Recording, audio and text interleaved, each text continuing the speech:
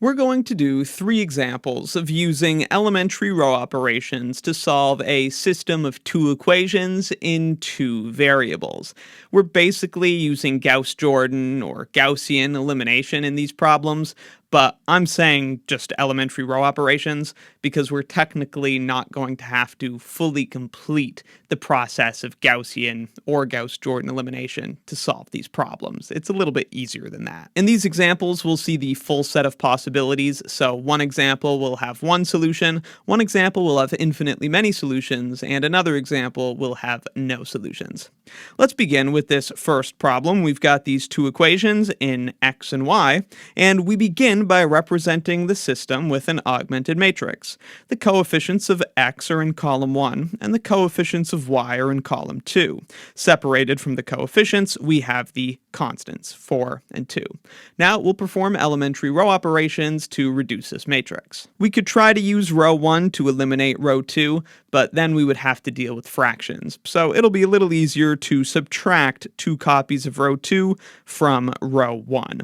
Thus, we have 2 minus 2 times 1, which is 0.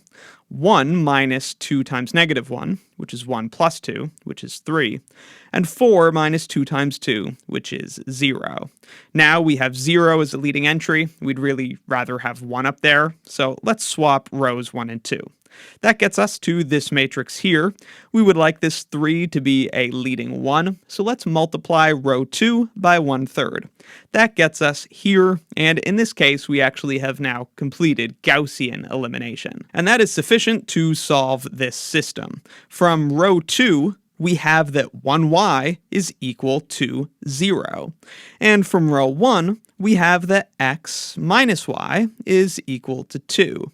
Then, of course, because y is equal to 0, x must equal 2, since x minus 0 must equal 2. So this system has exactly one solution, x equals 2, y equals 0. This system represents 2 lines that intersect at a single point. Let's move on to the second example. We have this system of 2 equations in 2 unknowns, and here is the augmented matrix. In column 1, we have the coefficients of x. In column 2, we have the coefficients of y, and separated from those coefficients, we have the constants. Let's solve the system using some elementary row operations. This one is actually really easy. We may begin by adding 2 copies of row 1 to row 2. That way, we get a 0 below this leading 1. We'd have negative 2 plus 2 times 1, which is 0, 2 plus 2 times negative 1, which is 0, and 4 plus 2 times 3, which is 10. Now, we have zeros as coefficients in a particular row, and a non-zero number as a constant. This immediately implies a contradiction, because from row 2, we have that 0x plus 0y equals 10, which means that 0 equals 10. There, of course, is no value for x and y that would make this true, so this system has no solution. This system consists of 2 parallel lines that never intersect. Now, here is our final example. This is our system. We immediately write it as an augmented matrix, and then we'll begin to perform row operations. Again, we could try to use row 1 to eliminate this leading one in row 2, but that would require some fractions, so it's probably easier to just turn the 4 into a 0 by subtracting 4 copies of row 2 from row 1. Doing that, we would have 4 minus 4 times 1, which is 0, then 12 minus 4 times 3, which is 0, and then 8 minus 4 times 2, which is 0. We then arrive at this matrix. If we were specifically trying to do Gaussian or Gauss-Jordan elimination, we would want to swap these rows so that we have these zeros at the bottom of the matrix, but as for solving the system, that doesn't really matter. We're pretty much done. From row 2, we have that 1x plus 3y equals 2. We can solve this for that leading variable x by subtracting 3y from both sides.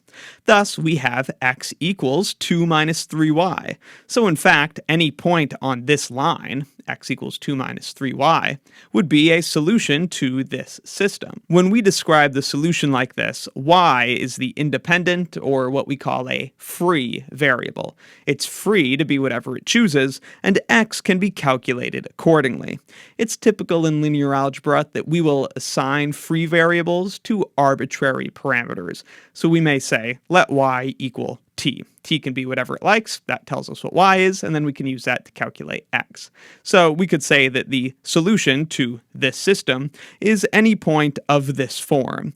2 minus 3t, that's directly from that equation with x, but replacing y with t, and t. So x equals that, y equals that. There are infinitely many solutions, all lying on this line.